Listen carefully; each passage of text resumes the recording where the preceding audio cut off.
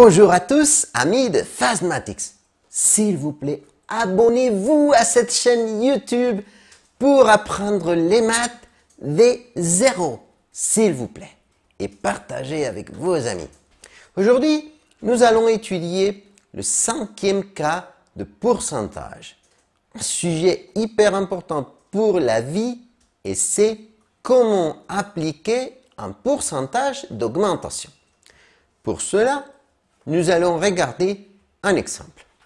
Un ordinateur vendu au prix hors taxe de 1000 € a une TVA à 20%.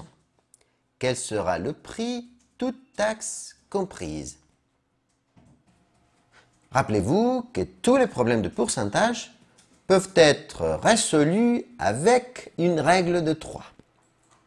Pour cela, il faut bien voir quels sont les personnages de l'histoire et réserver deux colonnes. Une colonne pour un personnage, l'autre colonne pour l'autre personnage, sans mélanger les données. Alors, quels sont les personnages ici?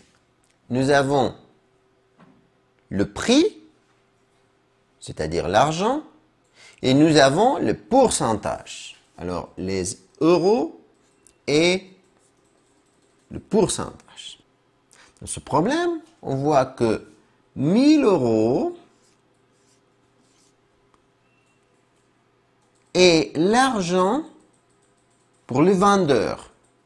Ça veut dire que le 100% de l'argent au vendeur fait 1000 €. Donc, il faut donner au vendeur 100%, mais au gouvernement un autre 20%. Ça veut dire que si nous devons payer le 120%, quel est le montant total qu'on devra dépenser? Rappelez-vous que dans la règle de 3, il faut multiplier les nombres qui ont un couple en diagonale et le résultat sera divisé par le nombre qui n'a pas de couple en diagonale. Alors on écrit x est égal à 120 fois 1000 divisé par 100. Et le résultat est 1200 €. Mais attendez, nous avons une formule magique qu'il faut mémoriser pour toute la vie, par cœur s'il vous plaît. Il faut écrire le nombre qui vous intéresse. Ensuite, on va multiplier par 1, ça c'est hyper important. Toujours 1, et le pourcentage que vous voulez augmenter. Par exemple, 20%. Donc, si vous voulez augmenter 20%, 1,20. Si vous voulez augmenter 5%, 1,05. Ça c'est très important. Si vous voulez augmenter 50%, 1,50.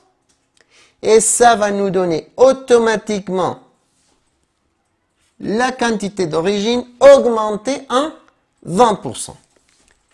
Et nous avons ici le 1200 €. Merci beaucoup de votre attention.